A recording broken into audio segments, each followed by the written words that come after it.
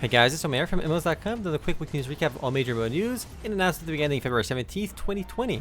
This episode number 233 of the recap, and the first of news this week comes from Bandai Namco and NeoWiz regarding Bless Unleashed, the free-to-play Unreal Engine 4 console version of Bless, which is launching on the Xbox One on March 12th, with Founders Packs available for $19.99 up to $80, with the $80 Founders Pack including 15 days of Head Start access. While the PC version of Bless Online was a disaster, the Xbox version promises smoother gameplay, so if you did like the PC version, you can look forward to playing the console release on March 12th. Personally, I have no interest in Bless Unleashed, as I have zero confidence in NeoWiz to be able to deliver a product that actually works, but at least this one will be free to play, so you can try it at no expense, whereas the PC version was buy to play. Up next, Black Desert Online continues to roll out succession skills with the Wizard and Witch getting access to their new abilities on the PC version of the game with this week's update. There's also some Valentine's Day events going on both with Black Desert Online as well as pretty much every MMORPG out there, so definitely take advantage of those. There's a bunch of other small updates as well, but new succession skills for the Wizard and Witch were the main part of the update. Black Desert Online still averages a little over 15,000 concurrent players on Steam at any given time over the last 30 days, which is up 50% since October, so Black Desert Online is still doing quite well, and it remains one of the most popular MMORPGs on Steam. And it really is one of the more popular MMORPGs on the PC pretty much across the board. And speaking of games doing well, Albion Online announced that they surpassed 350,000 monthly active users, which is an increase of 40% since going free to play. I was a bit worried about Albion Online after launch, as it was losing players rather quickly, but since going free to play, those numbers have stabilized and actually increased quite a bit. If you're looking for an MMORPG inspired by PP heavy classics like Ultima Online and RuneScape, Albion Online is definitely worth trying. It's really one of the only modern games trying to do what RuneScape and Ultima Online did back in the day. Then again, you do have Shard the Avatar as well as Legends of Aria, but Albion Online is doing much better than both of those titles. Up next, Shadow Arena, the fantasy battle royale game being developed by Pearl Abyss, begins closed beta testing later this month on February 27th.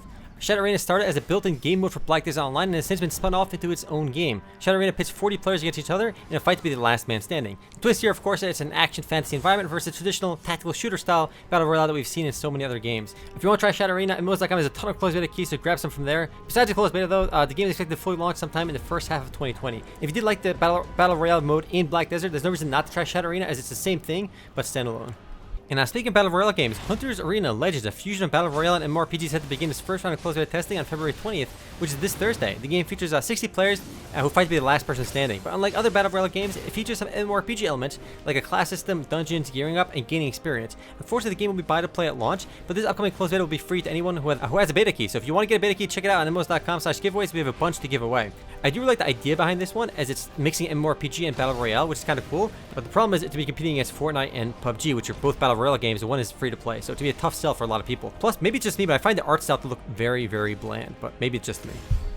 Next up, Lord of the Rings Online launches Riders of Rohan expansion on its progression servers this week. The expansion originally launched back in 2012 and introduces war mounts and mounted combat to the game, as well as increased the game's level cap to 85. Again, this isn't a new update, as it was originally launched back in 2012, but it's new to the progression servers. I've already said it before, but it seems obvious to me that MMORPGs will benefit from progression servers or classic servers. I'm still waiting for a MapleStory Classic pre-Big Bang official server. I think it'll do really well. Just look at all the private servers out there that are pre-Big Bang. They still have players on them, thousands of players, some of them. So it's crazy to see Nexon and other game companies not make classic or progression servers for their popular games.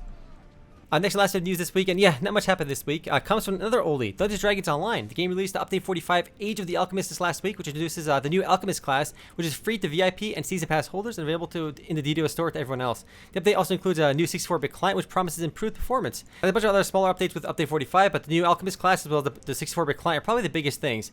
But given that it also adds a new class, it's a big update as is. Anyway guys, that is it for MMO News this week. I'll see you guys next week. Later guys.